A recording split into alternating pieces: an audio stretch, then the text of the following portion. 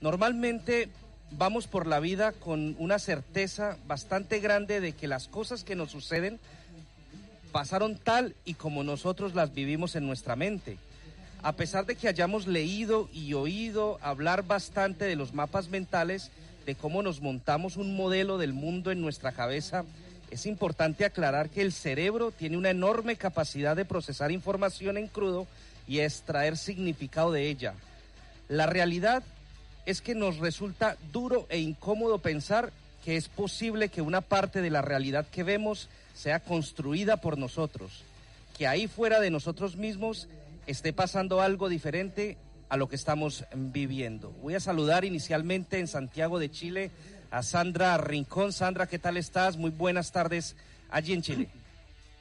Muy buenas tardes, Dawis. Buenas noches para todos en Europa.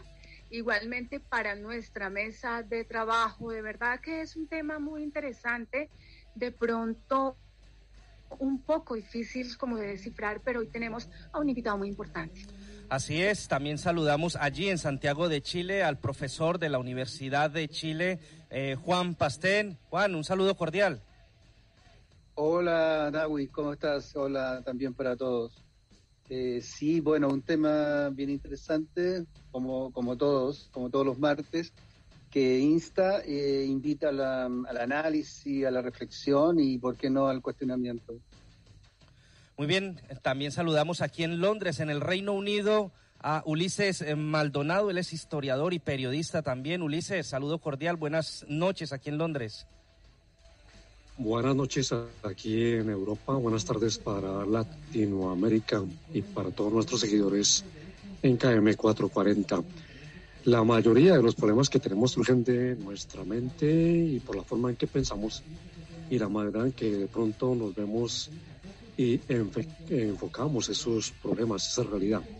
Somos lo que pensamos, dicen muchos sobre este particular, y por ello este tema se hace interesante en la tarde-noche de hoy. Muy bien, Ulises, saludamos también en Colombia a Edison Montoya. Él es conferencista, nos ha acompañado en diferentes programas. Recordarán ustedes, empezamos a invitarle desde que les ofrecimos ese tema de los evangelios apócrifos. Posteriormente hablamos sobre la vida de Jesús y hoy tenemos un tema muy interesante, como les decimos, que queremos tratar con él y quien nos va a ayudar a dilucidar un poco sobre este tema. Edison, un saludo cordial allí en Colombia. Una bella tarde de Colombia, una excelente noche en el Reino Unido, a toda la mesa de trabajo, a todos los que nos escuchan. Hoy vamos a viajar a nuestra propia mente y vamos a tratar de entender si la realidad es una proyección mental y si vivimos conducto a los principios en que una mente elabora sus propias estructuras. Y allí vamos a poder tratar de entender al finalizar el programa, en el presente, en qué realidad habito. Perfecto. Muchas gracias a todos por la invitación. Vamos a empezar entonces en materia y me gustaría preguntarle algo que acaba de lanzar Ulises Maldonado. ¿Nosotros somos lo que pensamos? Primero debemos de partir de una base importantísima. La realidad es una proyección mental. La mente se proyecta. La pregunta es, ¿en dónde se proyecta la mente? Y se proyecta en el pensamiento. Por lo tanto, la realidad está de acuerdo a nuestra manera de pensar. No obstante, la realidad está de acuerdo a nuestra manera de pensar, pero nuestra manera de pensar depende de aquellos estados mentales que vamos a proyectar. De allí entonces vamos a entender que los vamos a proyectar en nuestro pensamiento, y si no entendemos cómo funciona nuestro pensamiento, y si perdemos nuestro pensamiento y perdemos la fuerza que él tiene, vamos a empezar a vivir una realidad ajena a lo que deseamos e incluso a lo que estamos pensando conscientemente, de lo que la creamos a través de nuestro pensamiento. Eso es importantísimo lo que vamos a aclarar hoy, partiendo de la base en la pregunta que tú haces, de que toda la realidad está sujeta a nuestra manera de pensar. Bueno, siguiendo con este hilo de la conversación, ¿qué pasa cuando una persona nace y prácticamente es como un libro en blanco o un disco duro, guardando las proporciones, un disco duro limpio, ¿cómo hace para aprender a pensar y cómo hace para proyectar lo que está aprendiendo a pensar? Muy bien, muchas gracias. Una feliz noche a todos. Esta pregunta nos centra en la profundidad de la dimensión en que debemos entender qué es la realidad.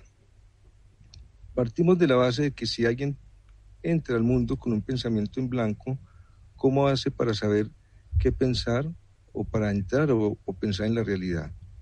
Acá se nos manifiestan los principios en que se ha proyectado lo real. La realidad sale de una unidad, que es una mente infinita, por darle un nombre, un concepto cualquiera. Esa mente infinita sostiene lo real y se manifiesta en un pensamiento, creando entre la manifestación y su inicio dos estructuras de una misma unidad. Esas dos estructuras es que la mente comparte, de acuerdo a su manera de pensar, una misma realidad. En el ser humano, la mente y nuestros pensamientos no alcanzan esa percepción del todo, no alcanzan a entender esa realidad y nuestro pensamiento se convierte en una experiencia de acuerdo a vivir y captar toda la información procesal en el cerebro para que se proyecte eso que tiene en el cerebro y se pueda percibir en el mundo, se pueda percibir de acuerdo a como yo lo tengo en mi mente. Pero el ser humano, al no poder entender que sus pensamientos son experiencias de su información, no podría ir más allá a un aspecto de experiencia diferente. ¿Qué pasa si nuestros pensamientos los dejamos en la nada, si ubicamos un solo pensamiento y somos dueños de él sin darle una realidad al mundo externo? Porque si partimos de la base, como decíamos, la realidad sale de una mente infinita, nuestro pensamiento puede hallar esa realidad dentro de esa misma mente infinita. Hoy la ciencia nos dice que sí. Nos dice que sí porque hemos descubierto que fuera del cuerpo existe la energía, el átomo, y que los átomos entre sí nunca se tocan, lo que hace que nuestros cuerpos, cuando toquemos las manos, nunca en realidad no estemos tocando las manos, estemos experimentando en el cerebro esa experiencia energética. La pregunta es, ¿qué pasa si nuestro pensamiento no toma esa realidad del mundo externo, sino que contempla dentro de la mente una realidad que hay más allá del cuerpo? Entraríamos en una estructura energética que sabemos ya que existe, donde la mente y el pensamiento generarían una proyección de unidad y serían capaces de modificar nuestro entorno en el mundo, haciendo entonces que el mundo no sea real, que lo real sea esa conexión interna. La pregunta sería, ¿por qué no lo podemos hacer?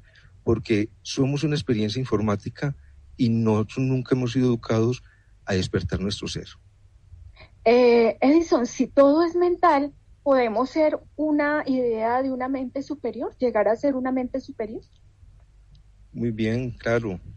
Si todo es mental, partamos de el fundamento en la pregunta de por qué todo sería mental.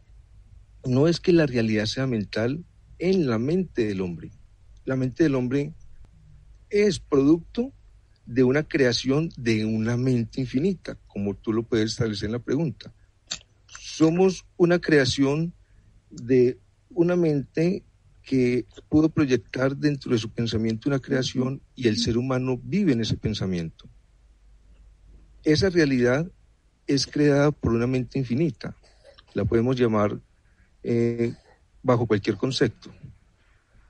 Pero, o no obstante, el ser humano es producto de esa conexión de creación y muchas teorías, muchas filosofías y muchas experiencias de seres que espiritualmente han elevado su intelecto han podido establecer que sí se puede conectar la mente dentro de nosotros mismos en un poder creacional. Eso indicaría entonces que ya hay una creación hecha y donde el hombre puede entrar a ella fuera de esta realidad que habita. Sí, Edison, me parece un tema súper interesante. Bueno, la filosofía, este esta dicotomía, por así decirlo, entre realidad ideal o realidad mental y realidad material o física, la viene cogiendo desde, bueno, prácticamente desde el inicio de este pensamiento, con Platón, con Aristóteles, posteriormente en la edad medieval, principalmente con Agustín de Hipona, que el catolicismo llama San Agustín, y bueno, en la edad moderna con Descartes, Spinoza, Hegel y Heidegger también en la época contemporánea. Y también es esto de la realidad como una instancia mental, es un libro, bueno, esa acogida de un libro un poco esotérico, hermético, que supuestamente perteneció a Hermes Trismegisto en el antiguo Egipto, que él señala que todo es mental, que la realidad, que todo cuanto en el que estamos insertos es producto de una mente superior o infinita, como dice Edison. Y a propósito de esto, si hablamos como decía Sandra, si nosotros supuestamente podríamos ser en este mismo instante un producto de una mente superior, llamémosles Dios, significa que la materia o la energía, como tú dices, también es una creación. Qué bella pregunta. Nunca me la han hecho en alguna charla. ¿También es una creación? Muy bien. ¿La energía también es una creación? No. La energía establece ya un principio creador que parte de esa mente infinita. Esa mente infinita se expresa y se manifiesta, por decirlo como en el Big Bang, cuando se manifiesta esa energía, pero esa energía ya tiene la vida allí. La energía ya tiene una ecuación matemática establecida para que el todo, que sería en este caso el universo, a través de la expansión del Big Bang, funcione en una cápsula medida bajo un principio ya creador. Creador en esa energía que tiene todo el arquetípico, todo el arché, todo el principio arquetónico para que se establezca como un modelo. Hoy lo podemos ver en la ciencia a través del fractal. El fractal como la unidad de una fracción que al multiplicarse se extiende matemáticamente cada vez más amplio, pero siempre sigue siendo un modelo repetitivo a escalas superiores. El hombre viene a establecerse como un modelo matemático a través del átomo y en su unificación con las células y las moléculas a tener una formación propia a un ritmo ya establecido bajo una forma matemática en esa energía creadora. ¿Qué ocurre allí? Estableciéndonos a la pregunta, que el hombre tiene la capacidad de crear su propio entorno de acuerdo a su información que hay en el cerebro.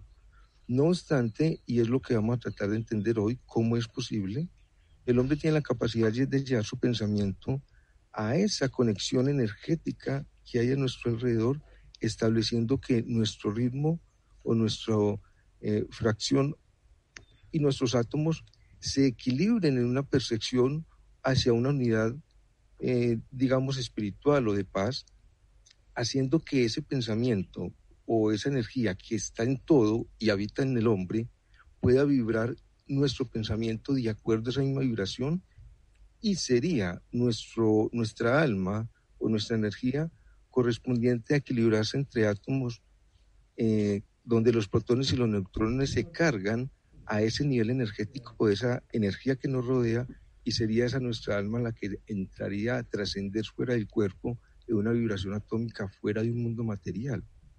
Y eso es lo que nos explica la unificación del hombre a esa realidad infinita, que el hombre puede crear el puente a esa realidad ya creada hacia él, o vivir correspondiente a este tiempo a crear sus propias realidades que serían una ilusión. Muy bien, Edison, sí, a propósito de lo mismo, perdona, Darwin, es que me interesó ese aspecto de esa conceptuación que tú haces de la energía. Dice, o sea, la energía es inteligente, o sea, la energía es inteligente por sí misma, ¿o hay un creador de la energía? La energía se extiende con la inteligencia del creador.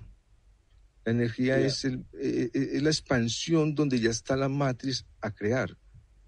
Todos los universos en los cuales ya establecemos que no existe un Big Bang, son múltiples Big Bangs, se establecen en universos paralelos porque son creados en una misma similitud. Por lo tanto, partimos de que nuestra mitad de cuerpo hacia el derecho y el izquierdo son una igualdad, pero asimismo hay un universo o un mundo igual a este, porque son formas que se expanden como una flor. El pétalo de una flor está al frente de otro pétalo y es una igualdad. ¿Qué se comparte allí? Esa energía. Nuestro pensamiento es capaz de salir de nuestra estructura atómica y llegar a vibrar en ese nivel energético donde al compartir esa composición de átomos en una misma vibración seríamos capaces después de la muerte de llegar a ese mundo eterno. Eso es lo que plantearían todos los maestros que han podido elaborar esa realidad fuera del cuerpo.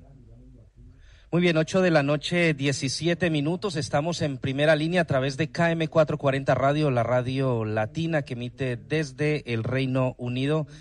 Como pueden ustedes escuchar, es un tema bastante profundo que requiere, como les decía, estar muy atentos a todos los detalles para poder entenderlo claramente.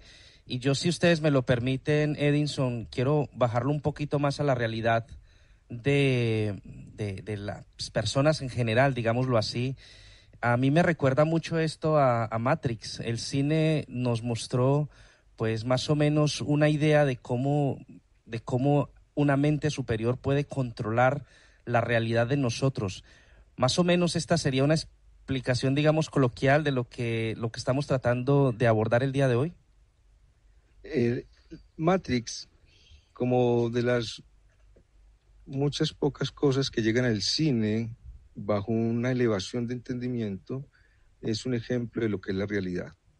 Cuando vemos a Neo, que hace parte de un mundo del sistema de la tecnología, nos está diciendo, cada que la humanidad llegue a un avance científico, entenderán que los computadores y que toda la fuerza energética se maneja a través de chips, de correspondencias matemáticas, y que el mundo, el océano, las nubes y todo lo que vemos son parte de esa ecuación. Y Neo sale, al tomar la pastilla roja, saca su pensamiento de la matriz y entra a la energía que se hace ecuación.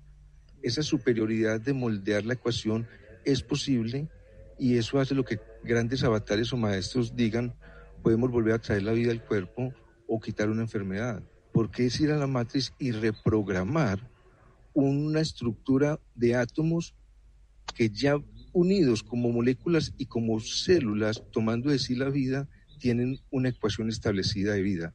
Somos capaces de entrar a ella, a esa matriz y elaborar un programa y reprogramarnos. La realidad mental nos dice que sí, que podemos salir de allí y, como lo dice Neo, establecer la realidad. Bueno, siguiendo con esta línea, me llama mucho la atención y quiero hacer una pregunta un poco. ¿Qué pasa con esas figuras de la antigüedad como los chamanes, como los sacerdotes de las antiguas culturas, en donde se alega que tenían experiencias místicas, religiosas, espirituales o de trascendencia? ¿Cómo se explica eso? ¿Es una segunda realidad o estamos hablando de lo mismo llevado a lo actual? Muy bien, excelente pregunta. Partimos de atrás hacia adelante. De adelante hacia atrás, perdón. Primero, no es otra realidad, es una misma realidad. Lo que pasa es que nuestro pensamiento da ángulos y curvaturas en la percepción para hacer que el cerebro tome la realidad en sí de acuerdo a lo que él piensa y cómo la quiere ver. ¿Qué hace el chamán?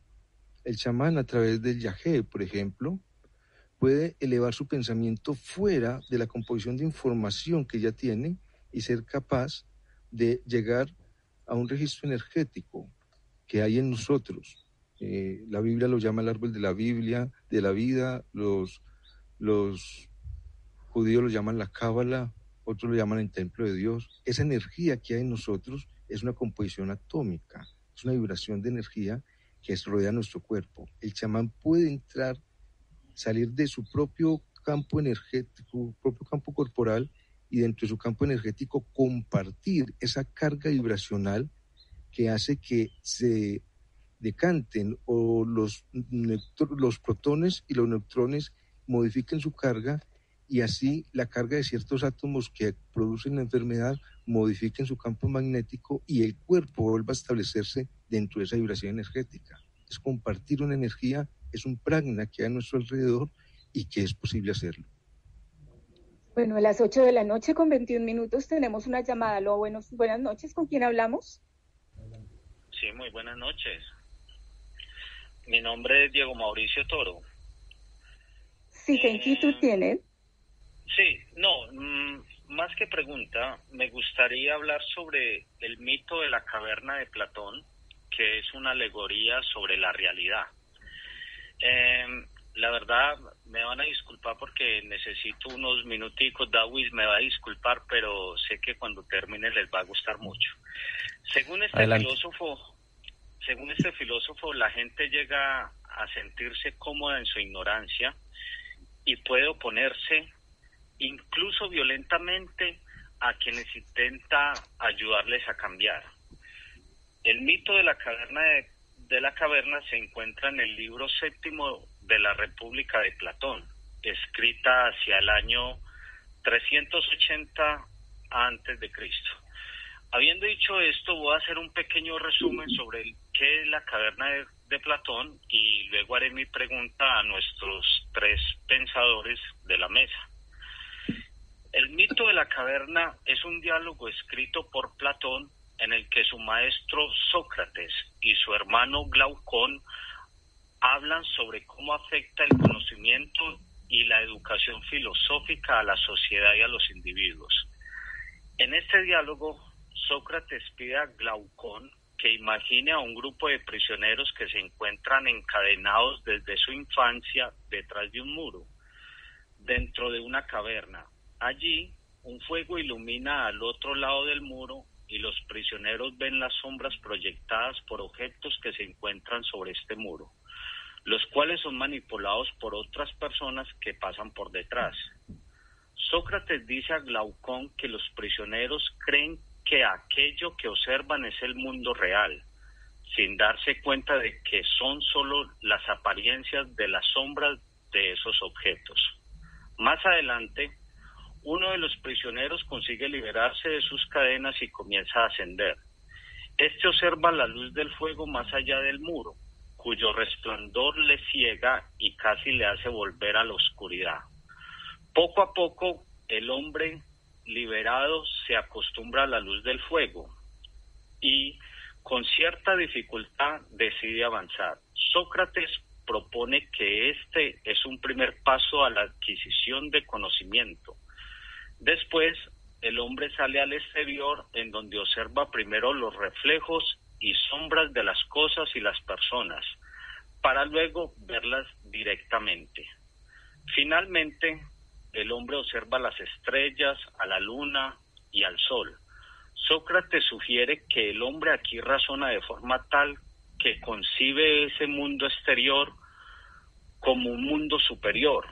El hombre entonces regresa para compartir con los prisioneros en la caverna, ya que siente que debe ayudarles a ascender al mundo real. Cuando regresa a la caverna por los otros prisioneros, el hombre no puede ver bien porque se ha acostumbrado a la luz exterior.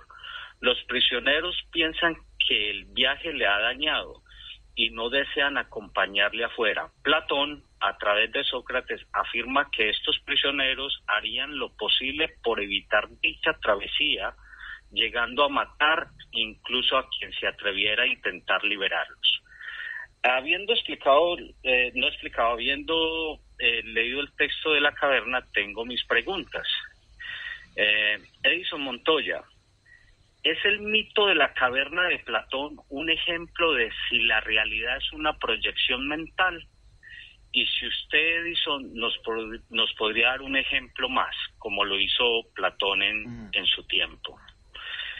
Para nuestro filósofo Juan Pastén, ¿cómo aplicamos este mito de la caverna en estos tiempos modernos? O sea, en este en este siglo XXI? ¿Cómo aplicamos ese mito? Y para nuestro historiador Ulises Maldonado, me gustaría su opinión de por qué en la antigüedad había tantos pensadores de un nivel tan alto, como Diógenes, Platón, Hermes, Aristóteles. Y en estos tiempos modernos, no digo que no los haya, pero al nivel de los nombrados anteriormente, la verdad es que poquitos. Me disculpan por el tiempo. Muchas gracias y felicidades. Qué programa tan excelente. Gracias, un nivel muy alto. Gracias, Mauricio, por ponerte en contacto con nosotros, por estar siempre conectado a nuestro programa. Pues entonces, si les parece bien, empezamos por Edinson, que responda a la pregunta que le ha hecho el oyente directamente. Perfecto. Muchas gracias, Mauricio. Es una pregunta directa a la realidad. Debemos de entender que Platón fue el primer filósofo que hablaba del mundo de las ideas, y dentro de esa realidad mental, él establece que todos nosotros estamos viviendo un juego y que alguien más nos manipula. Ese es exactamente el mundo de la ilusión, que no es real.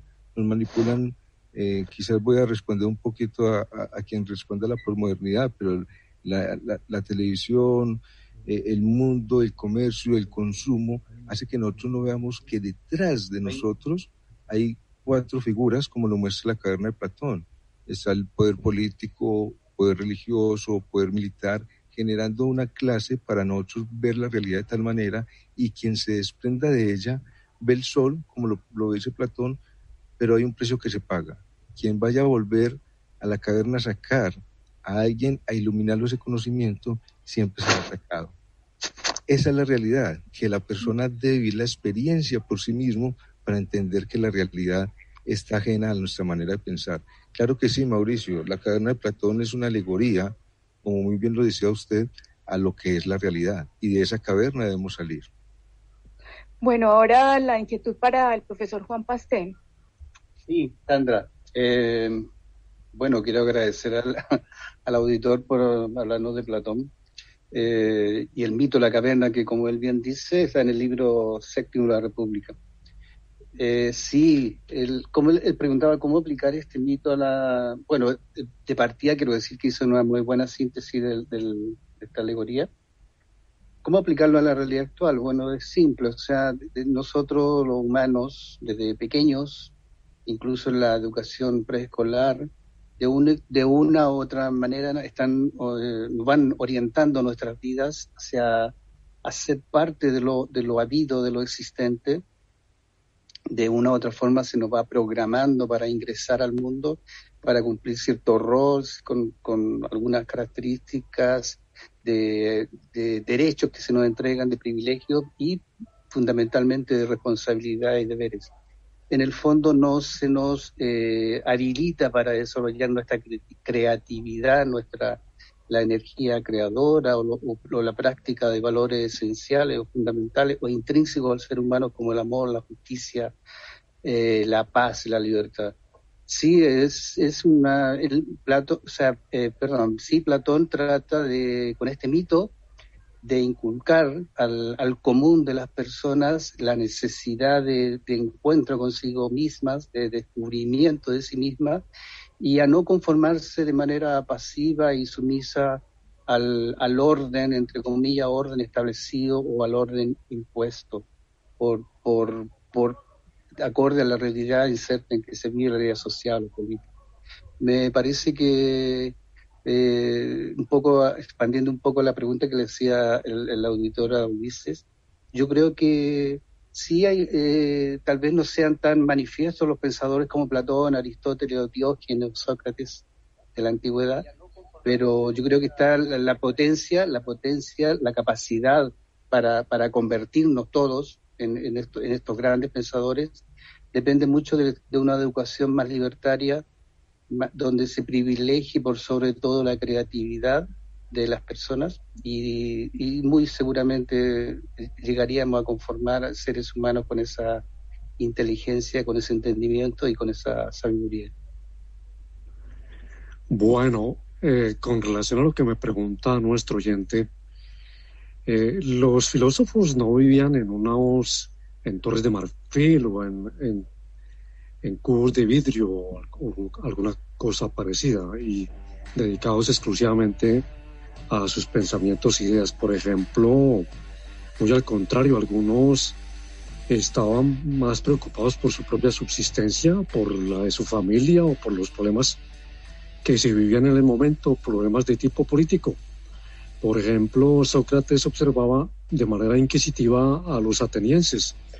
Decían que Sócrates tenía los ojos saltones y los asediaba con eternas preguntas que nadie podía resolver, y por eso muchos de ellos se dedicaron de manera casi que solitaria y fueron fundando las distintas corrientes o escuelas filosóficas de Grecia.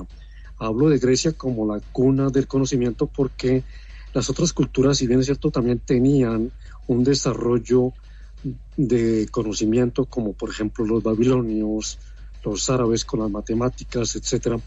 Pero fue Grecia la que marcó la punta. Por ejemplo, se cuenta que Pitágoras se encerró en una cueva y que cuando salió flaco y un poco maloliente, gritando que volvía del infierno, todos vieron en él a un ser divino. En cambio, cuando Empédocles se arrojó al volcán Etna para hacer creer que se había convertido en Dios, una de las llamas echó a una de sus sandalias hacia afuera, o sea, prácticamente la expelió, lo que hizo que el pueblo sonriera y pues prácticamente ante esta ocurrencia el filósofo simplemente sucedió así. De tales de Mileto se habla de que alguna vez una anciana le preguntaba sobre las estrellas y el señor, pues por mirar hacia arriba, se cayó en un hueco, y ya cuando salió de allí, la misma señora, muerta de la risa, le dijo: «Ay, Tales, pretendes conocer lo que está en el cielo cuando ni notas lo que tienes a tus pies». Y así hay muchas anécdotas. De Platón se habla de que era también en cierta forma comerciante y que tenía una flota de barcos, de botes, y comerciaba con esclavos en el mar Egeo, entre otras historias que hay sobre los filósofos de Grecia. Muy bien, 8:34 minutos, estamos en Primera Línea a través de KM440 Radio. Vamos a una pequeña pausa comercial y regresamos en unos instantes. Con las preguntas que nos hacen los oyentes se puede ver la calidad de lo que estamos hablando aquí, la calidad del programa. Muchas gracias a ustedes por siempre estar en sintonía. Regresamos en unos instantes. Llama a nuestra línea de contacto 0789-509-5912 y participa en el tema del día.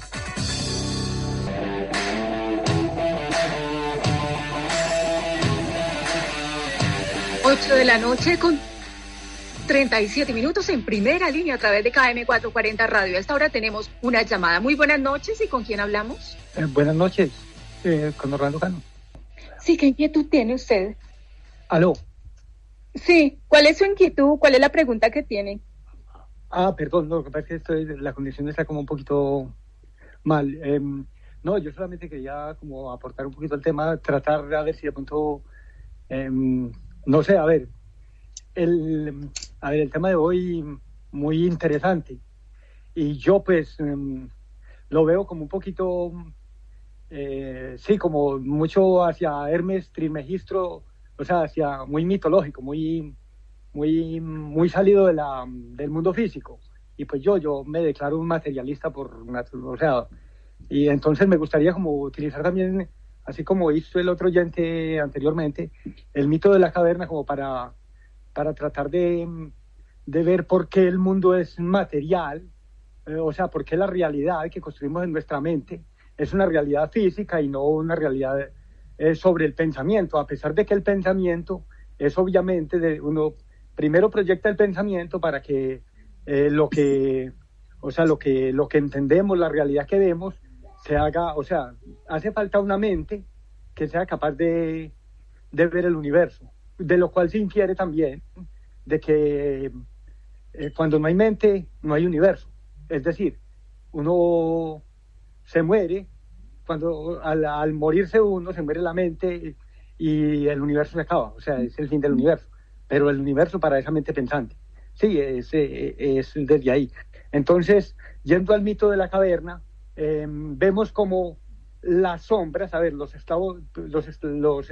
prisioneros están allá dentro de la caverna, con la luz que está detrás de ellos, que obviamente ellos no ven, y después están las sombras que pasan atrás, gracias al reflejo de la luz, están las sombras que ellos ven allá, al frente de ellos. Esa es la realidad para ellos, y es una realidad que podemos decir es física, porque las sombras realmente existen y son la proyección de lo que tenemos, de lo que tenemos, o sea, de la realidad que está atrás, ¿sí? Del mundo real. Pero para ellos ese mundo real no existe. Entonces el mundo real que hay ahí es esas sombras, y esas sombras son reales, no son ficticias, no son imaginarias, no son pensamientos, son el pensamiento de ellos, pero porque realmente esas sombras existen, y existen, y son tan reales que todos ven las mismas sombras. Entonces, cuando ellos ven esas sombras, o sea, vuelva a lo mismo, perdón, es que yo siempre me enredo, perdón. Okay. Ellos están viendo las sombras y están viendo la realidad. La realidad es esa. Después alguien encuentra una realidad más grande. O sea, el que se va, el que tiene la oportunidad de ir a ver el mundo, va y ve ese otro mundo y se da cuenta que no, que él estaba siendo engañado, o sea, que el mundo que le permitían ver a él era esas sombras, pero que el mundo está allá afuera, y los otros tienen derecho a saber eso, sí, a saber que nos engañan, que nos manipulan. Eso es, la alegoría se refiere, Platón yo creo que lo utiliza simplemente para decir, mire, nos engañan, ¿sí? De ahí es donde yo digo que, o sea, cuando le regalan libritos a la gente para que lea, libritos es, lo que quiero decir con que le regalan libritos a la gente es, cuando usted quiere destruir la mente de alguien, usted le puede dar un libro basura, ¿sí? Entonces, ese libro basura no le va a permitir a la gente ver la realidad, una realidad más grande. ¿Por qué? Porque lo ponen a leer poemitas y pendejadas cuando realmente están los grandes pensadores, la gente que le puede abrir los ojos a la realidad, a un mundo físico real, grande y verdadero, y no a una ficción y a unos cuentos que todos nos han los sacerdotes y todos desde la antigüedad engañando al pueblo. ¿Para qué? Para poderlo manipular, para vivir de él. Porque yo siempre he dicho que o sea, el que se durmió debajo del árbol no quiso trabajar y después dijo que tuvo un sueño, y con ese sueño esclavizó a los demás porque les dijo que un ser superior le había hablado. Sí, bueno, agradecemos a nuestro oyente Orlando Cano. Profesor Pastén, ¿cuál es su punto de vista? Sí, bueno, es un poco sintetizando lo que expresó el auditor. Platón utiliza los mitos, las alegorías, los mitos, que los mitos fundamentalmente tienen un carácter mitológico, pero Platón los utiliza con un fin de educar, de enseñanza y principalmente de educar al común de las personas. Como lo expresó hace un rato Edinson, hay realidades que exceden a lo meramente material, hay ideas que si se las dijera así directa. 8:43 minutos. ¿Se nos fue el internet? Así es, parece que se nos ha ido el internet en este momento. ¿Te recuperamos?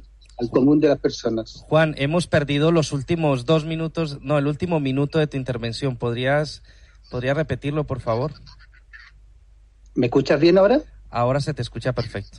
Sí, decía que, Platón utiliza los mitos con un fin educativo, ya principalmente educativo, y educar a la masa, a la multitud, al común de las personas, ya. Y además, para Platón, la realidad, lo que se entiende por realidad, la que percibimos a través de los sentidos, es una realidad limitada, es una mala, como él mismo lo dice, casi textualmente, es una mala imitación de la realidad verdadera, que es la de las ideas, la del pensamiento, de la razón y del entendimiento. Por eso que también, por ejemplo, un poco para poner en otro contexto, Jesús también habla a las multitudes en parábolas, ¿ya? En parábolas, que viene a ser un símil de lo que es el mito, digamos. Y a sus más cercanos, a sus discípulos, les dice las verdades más elevadas o más mayores. Pero me parece que es un poco interpreta lo que dijo el auditor y concuerdo con él que lo que busca Platón es despertar, fundamentalmente despertar a la gente que salga de la modorra o la inercia en que desde pequeños los que nos gobiernan de una u otra manera han establecido para el común de las personas.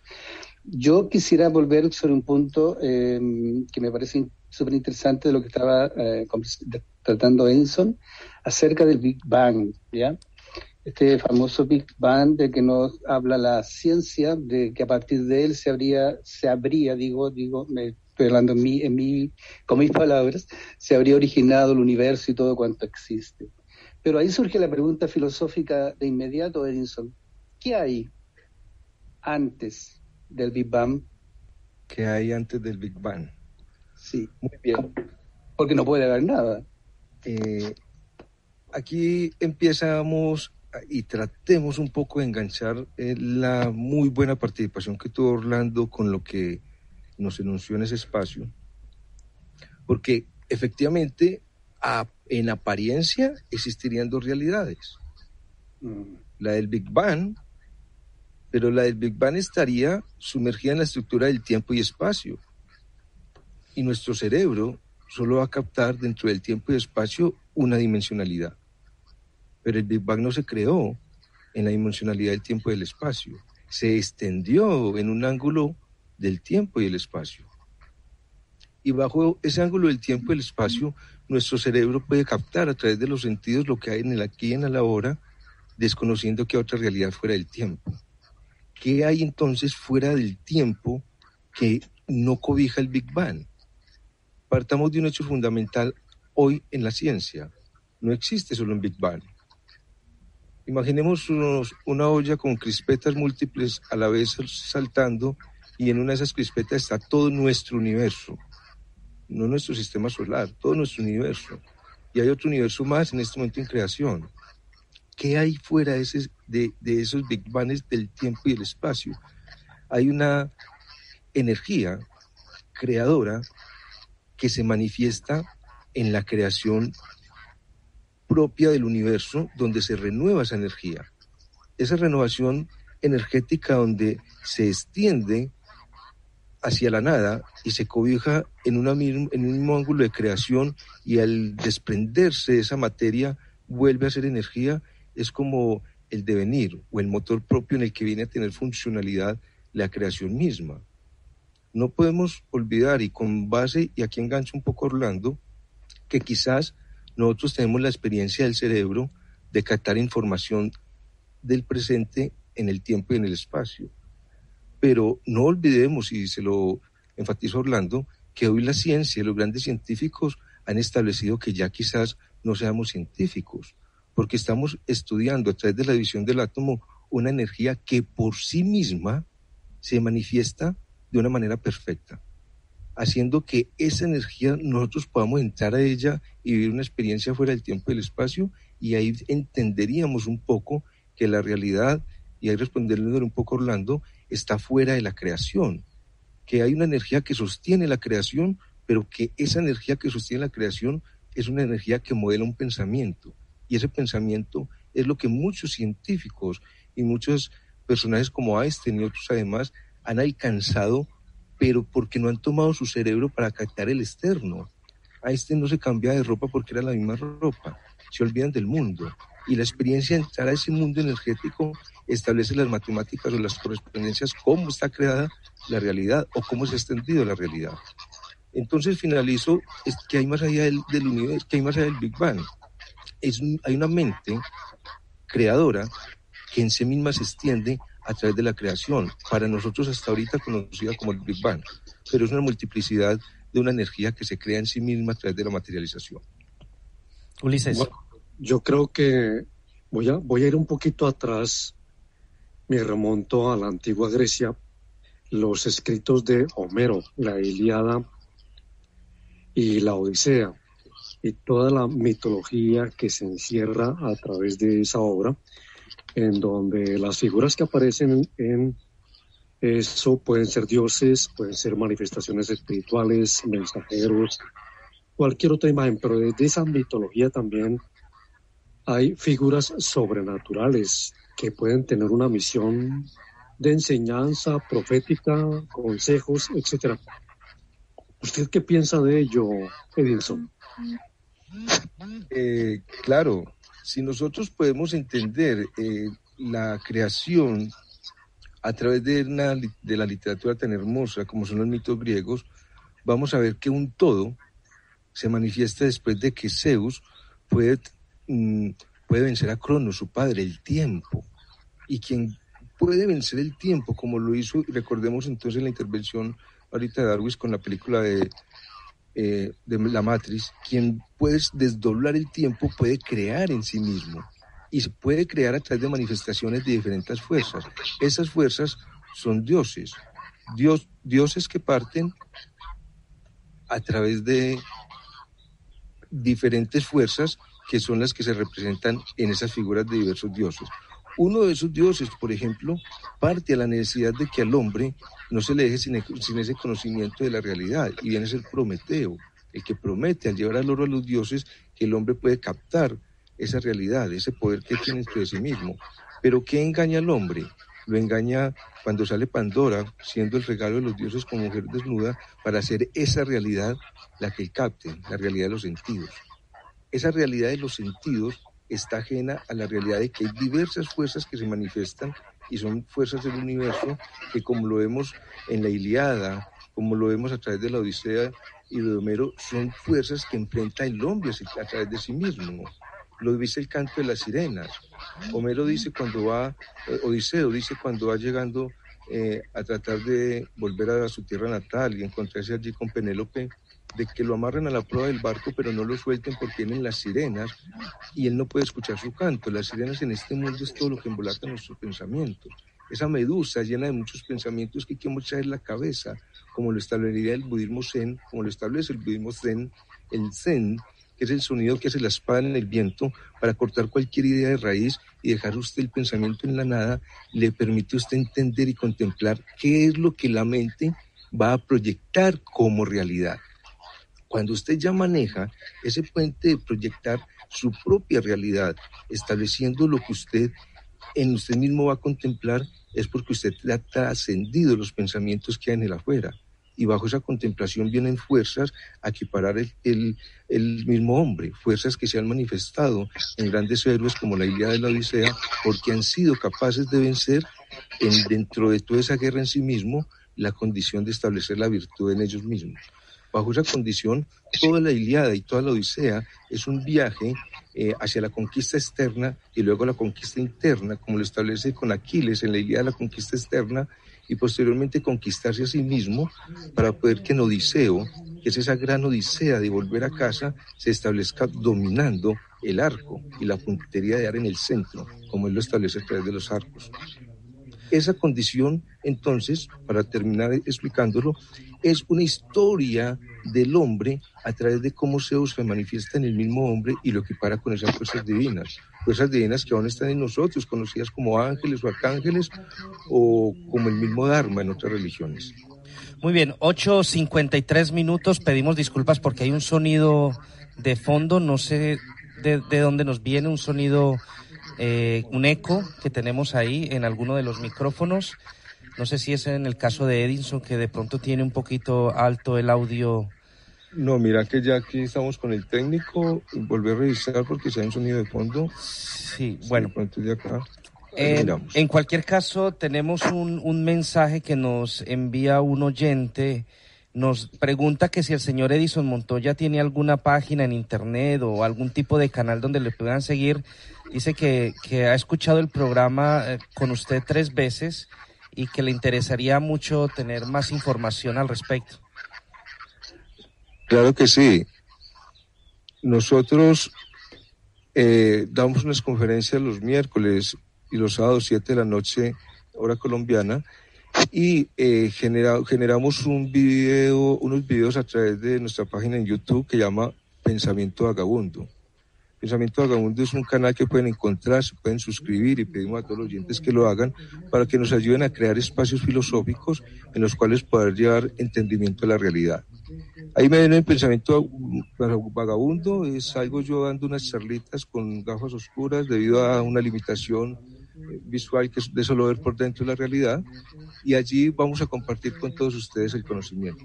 Me encantaría que nos visitaran y muchas gracias al oyente que nos sigue y que desea conocer más de nosotros.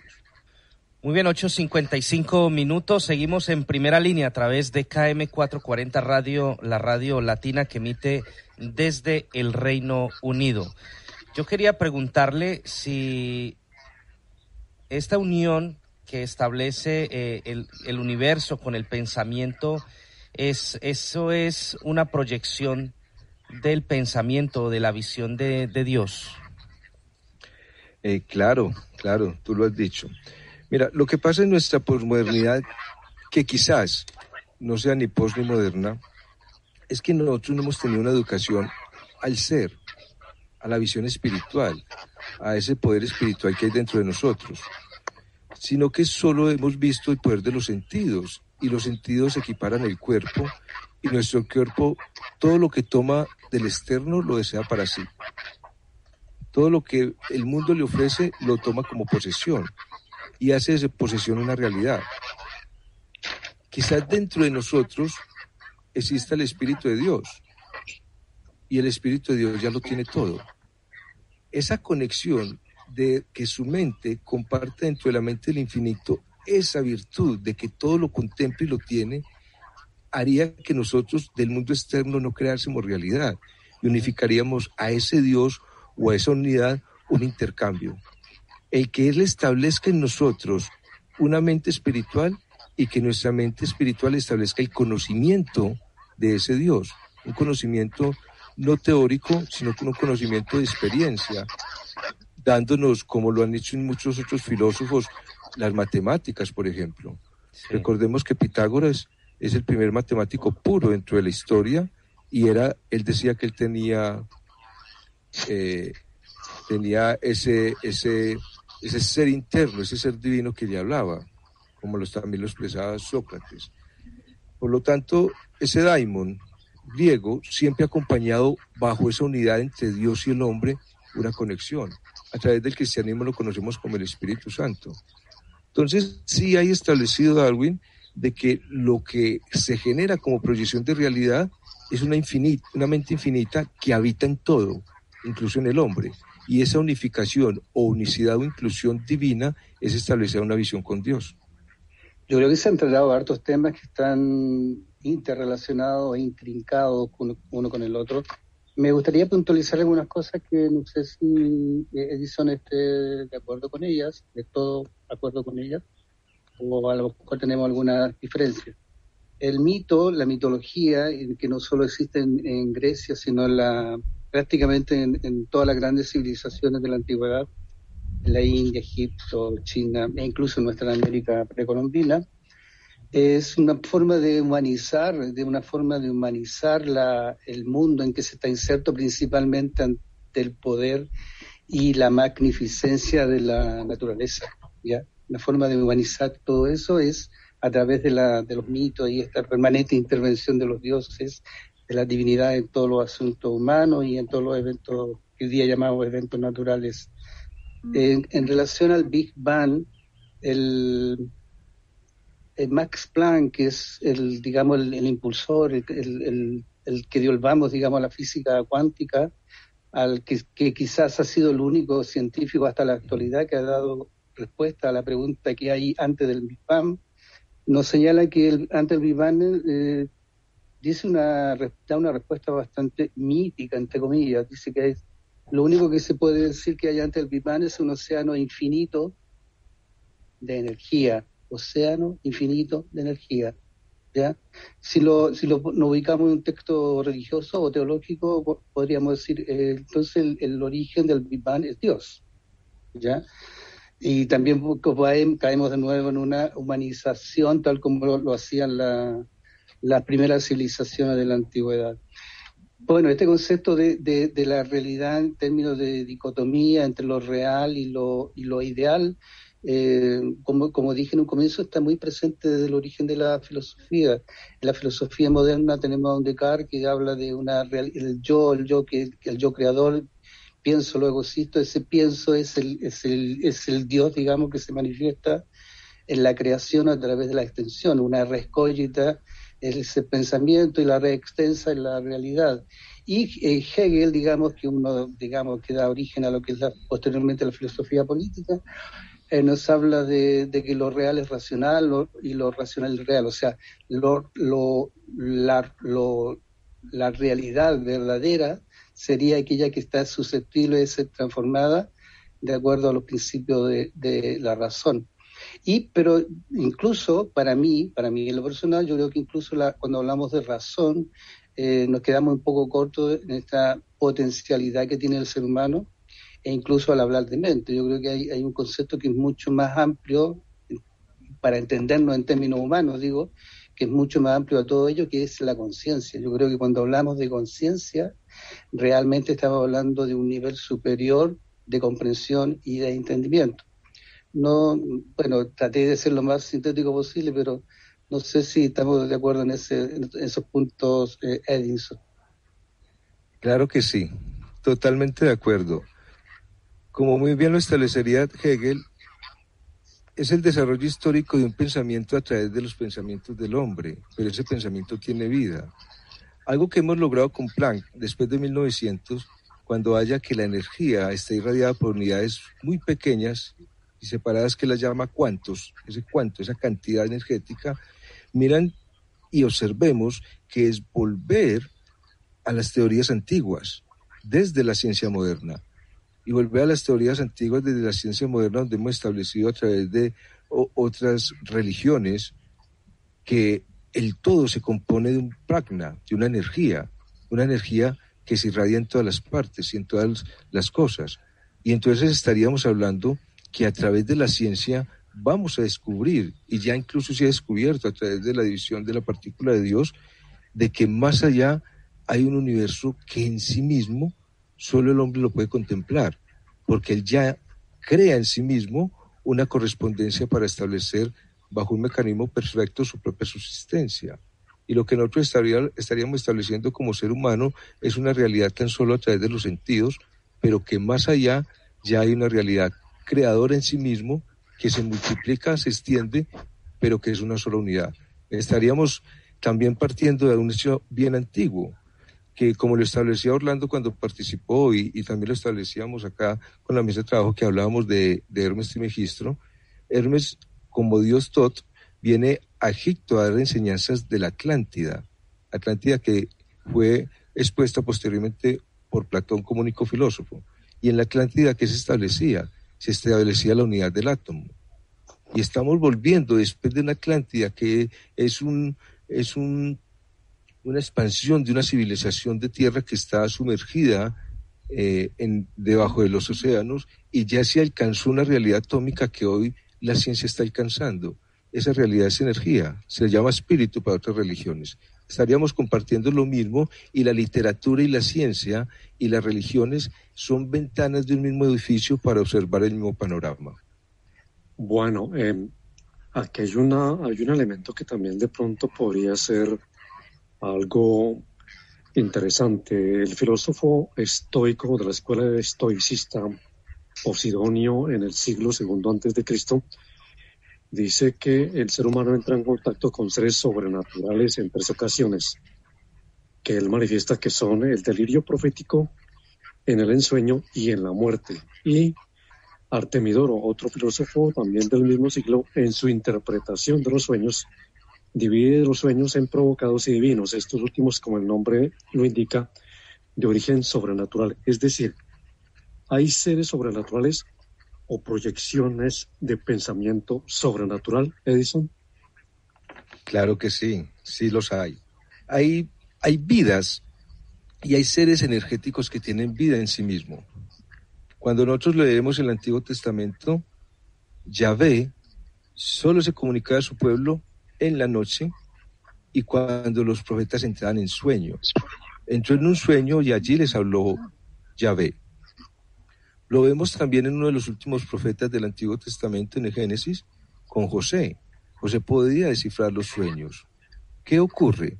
Que nuestro pensamiento puede elevarse fuera del cuerpo y conectarse, digámoslo metafísicamente, para seguir una literatura quizás esotérica, con seres divinos, energías, fuentes energéticas, como lo diría también la literatura griega, condiciones de seres divinos que nosotros los conocemos como ángeles y arcángeles, que son los que proporcionan el conocimiento y han proporcionado el conocimiento a muchos y diversos personas o intelectuales y personajes de nuestra historia.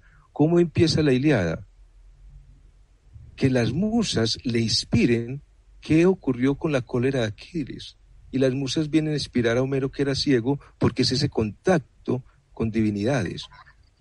Esas divinidades siempre han estado establecidas como una inclusión en que los hombres alcanzan un superconocimiento. Sí podemos establecer que hay un dualismo en que no solo hay energías que comparten conocimiento, sino que también consumen nuestras energías y hacen que nosotros estemos dopados o dormidos a través de esta caverna de Platón. Y enumerándonos nuevamente con la película de Matrix, lo vemos con Smith, cuando siendo los superagentes de la Matrix, todo el que va a escapar de la cueva de Platón será atacado, porque nuestra energía es consumida por otros seres energéticos que no permiten que entremos a esa realidad. Entonces estamos compartiendo energías dentro de todo un movimiento y vemos que la realidad está más allá de nuestros ojos. Muy bien, 9:06 a.m, estamos en KM 440 Radio, la radio latina que emite desde el Reino Unido. Agradecemos a toda la gente que nos escucha a esta hora desde diferentes lugares del mundo que están en sintonía de nuestra radio. Como saben ustedes bien, cada martes tenemos un tema diferente de análisis en el cual ustedes pueden participar si lo desean. Tenemos nuestras líneas activas a esta hora de la noche aquí en el Reino Unido. Así que vamos a hacer una pequeña pausa comercial. En unos instantes regresamos con más aquí en Primera Línea.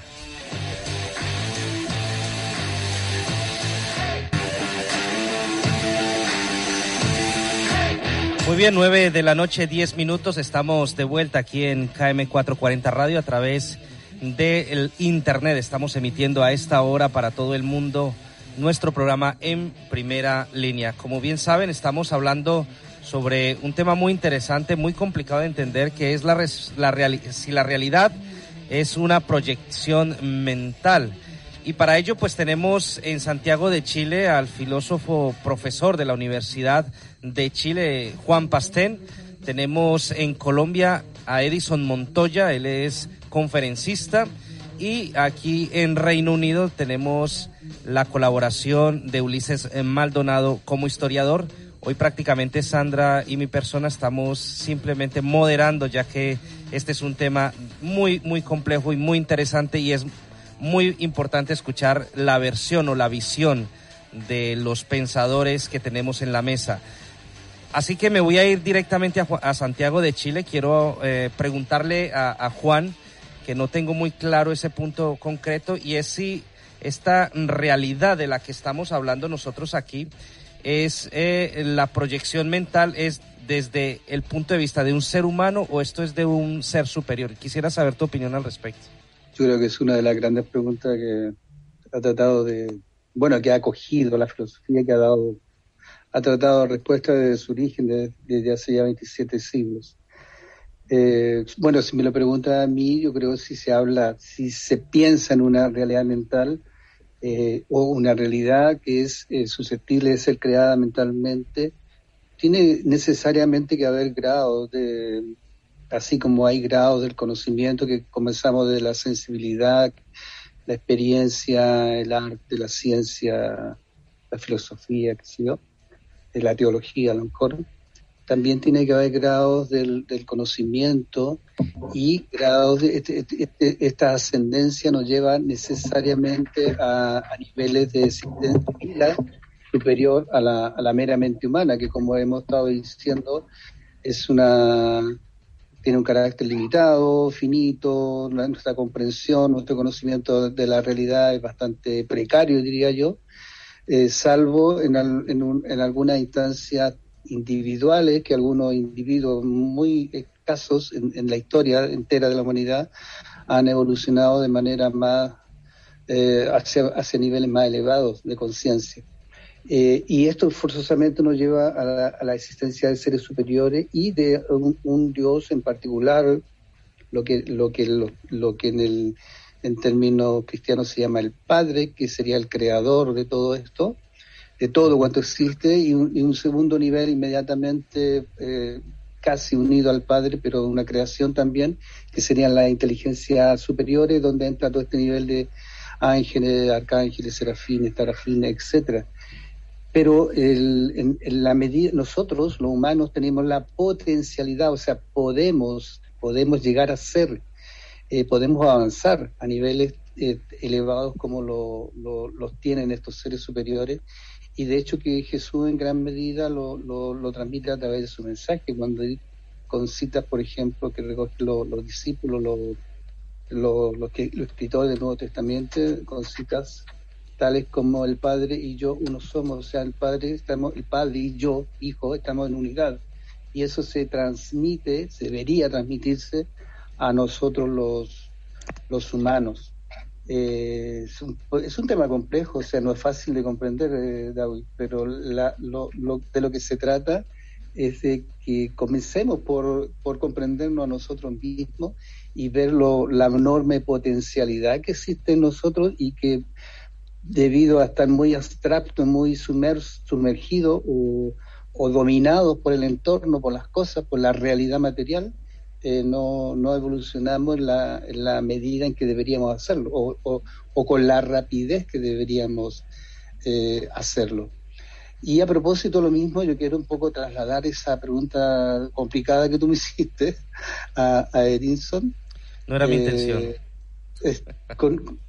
A propósito de esto de la creación mental o de la evolución mental, Aristóteles decía que el nivel, la actividad más profunda, más importante del ser humano, la constituía la contemplación, cosa que hoy día, en un mundo tan inquieto, tan movedizo, tan cambiante, a la contemplación se la subestima enormemente. O sea, es como algo que intrascendente, que no tiene ni un fruto, no es útil.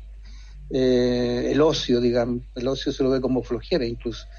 ¿Por qué crees tú, Edinson, esta desvalorización del hombre, del encuentro del hombre consigo mismo, cuando es la potencia que nos podría elevar a niveles superiores de conciencia? Muy bien. Partimos de Aristóteles, en la historia humana, al único que podría llamarse filósofo, quien contemplaba que había que vivir bueno, pero también había que vivir bien. ¿Cómo podemos nosotros establecer un orden dentro de vivir bien y vivir bueno? Y nos sumergimos de plano en lo que sería entonces el punto de la realidad. Porque si la realidad ya estableció un orden, usted debe contemplar ese orden en sí mismo. El poder humano está en su percepción. Nuestra percepción es entregar los sentidos. ¿Qué pasa si nosotros entregamos nuestra percepción a un sentido de ataque? Que para yo poder atacar al otro, tengo que crear el odio en mí mismo. Tengo que crear la ansiedad, la angustia, el término de que estoy incompleto, y para generar un ataque lo tengo que crear en mí primero. La realidad de yo haber creado en mí un ataque va a permitir crear proyección en el otro. La contemplación como pensamiento de observar la psique, la naturaleza, que no es nuestro estado occidental de ir donde hay agua y bosques y pajaritos, sino la psique, la mente, entrar al estado natural nuestro y contemplar qué es lo que vamos a proyectar. ¿Qué ocurre en el ser humano si no proyectamos un estado de ataque, sino un estado contemplativo en nosotros mismos, donde lo podemos generar bajo un orden un orden donde hay un conocimiento que nos va a permitir medir o meditar dentro de nosotros mismos la medición de lo que voy a extender en esa proyección. De esa manera estableceríamos que ya hay una programación, una realidad pensada hacia nosotros si solo la contemplamos. Esa realidad contemplada para nosotros es una creación ya hecha para el hombre, una elección que fue tomada incluso para nosotros, porque el hombre no sería capaz de elegir sin esa programación de perfección en nosotros. Esa programación de perfección hace que si la contemplemos, que al contemplarla, si la realidad mental, nuestra mente no va a generar un estado de ataque a nosotros, como es el ejemplo, para atacar al otro. Solo va a contemplar un estado de justicia o un estado de paz en sí mismo, siendo el hombre gobernador de su propio pensamiento. A cambio tendrá conocimiento, el conocimiento de cómo la realidad en sí mismo se contempla en el hombre para ser fruto de él mismo. Es un estado divino. Edison, un oyente nos hace la siguiente pregunta. ¿Se comporta la realidad diferente al nivel cuántico? Y la siguiente, ¿y si nos puede explicar el experimento cuántico de las 2 rejillas? Perfecto. La realidad no se comporta diferente más que en diversos planos de manifestación. Recordemos la ciencia ahorita, como cuando hablamos de Planck, que nos manifestaba que la realidad, más allá del Big Bang, era energía, como nos lo establecía nuestro compañero en la mesa de trabajo, diciendo que la energía establece una proyección de lo real. Bajo esa condición, como se manifieste depende del grado vibracional, en que el ángulo del tiempo y el espacio hace que los átomos vibren. Entonces vibraremos para nosotros en un sentido o en otro. Para continuar con la segunda parte de la pregunta, por ejemplo, una abeja no ve el color rojo de una rosa. Nosotros la vemos roja porque nosotros no establecemos aún neurotransmisores visuales que permitan ver la realidad en que el átomo se ha sumergido, en que es morada, en la realidad morada. Esa condición de no ver la realidad depende de la manifestación en que ese grado vibracional se halla. Y bajo el ejemplo de la rejilla es interesantísimo entender que cuando empezaron los primeros científicos a denotar que la realidad era átomos que se manifestaban en una vibración y se materializaban, generarían que el átomo, cuando observaban hacia dónde se podía disparar su núcleo, seguía siempre una misma dirección. Como cuando usted coge un ping-pong, una pelota, y la tira al frente de la pared y sabe a qué punto va a caer, como en el baloncesto. Sabe a dónde va el balón al arco o al aro de la cesta. No obstante, los científicos se iban y al otro día el balón no había caído a la cesta, sino que se había dispersado por todas partes de la cancha. Pero al observarlo, el átomo volvía, digamos en este ejemplo, a ser la cesta o la canasta de la cesta. Y descubrieron posteriormente, a través de varios ensayos, que la carga de energía que tiene el átomo es más fuerte, la visión o el observador es más fuerte, la carga energética que nosotros tenemos, que hacemos con solo observarlo, la carga de los protones y neutrones se liberen para que el átomo dé justo donde nuestro pensamiento es capaz de proyectar a dónde va a ser dirigido el átomo. Hacemos entonces que si nosotros somos capaces de dirigir la trayectoria de los átomos, somos capaces de hacer que las personas piensen en el mismo orden o en un mismo caos, que es un mismo orden. Hacemos que el otro se comporte de una manera a nuestra carga energética. ¿Y a qué se debe? A que nuestro cuerpo genera dentro de la carga atómica mucha más carga que el Sol. Por lo tanto, somos un imán que atraemos cargas positivas o negativas con solo pensar. La estructura energética o molecular nuestra se halla muy sencilla en los experimentos postmodernos. Cuando la persona piensa frente a un vaso de agua, sus moléculas pueden escalonar una estructura de acuerdo a su nivel de pensamiento. Si es agresivo, si es de paz, si es melancólico. Hacemos entonces que los demás se acerquen a nosotros de acuerdo a observar su nivel energético. Hacemos entonces que nos enamoremos de aquellos que padecen nuestras mismas condiciones o que nos suplen nuestras mismas necesidades porque compartieron la misma carga.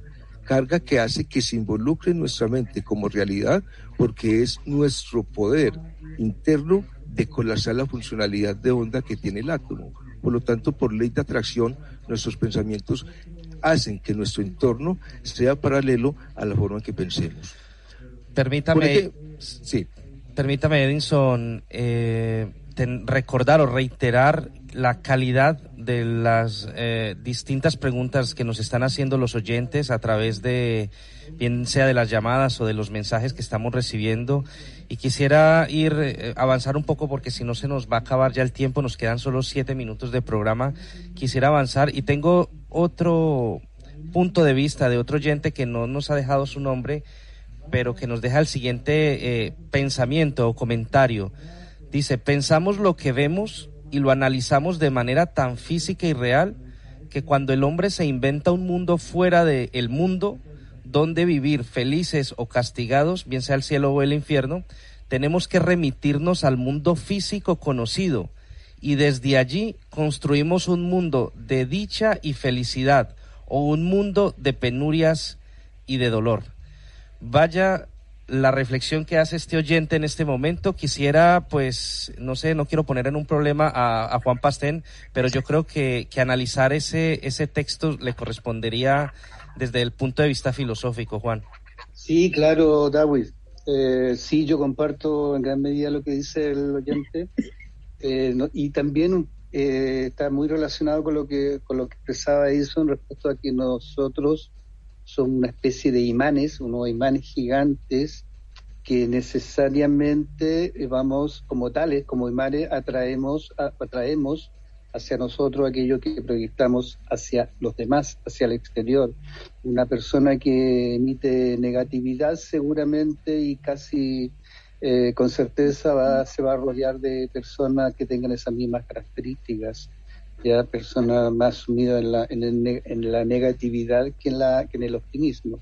Por el contrario, una persona que emite alegría, entusiasmo, energía positiva, ganas de vivir, se va a rodear de personas que tengan las mismas características y tal vez juntos a ellos van a permitir formar un entorno pequeño, pero que puede ir creciendo, como dice el italiano, constantemente de positividad, de buena onda, de buena energía, de ganas de vivir, de expresar sentimientos y valores como la justicia, como la libertad, la solidaridad y la sabiduría, por supuesto, el conocimiento.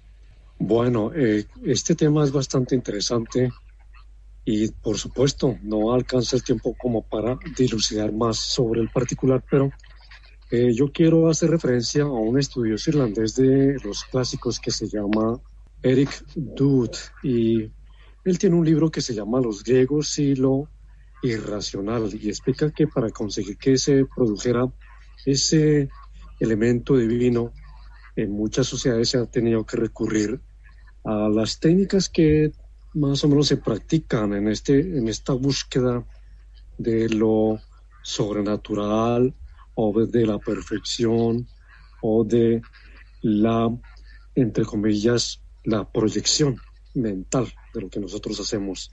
Y por eso es difícil entender que hoy consideremos los ensueños como productos cerebrales y sigamos juzgando visiones obtenidas en trances como simplemente asuntos de seres que no son de aquí.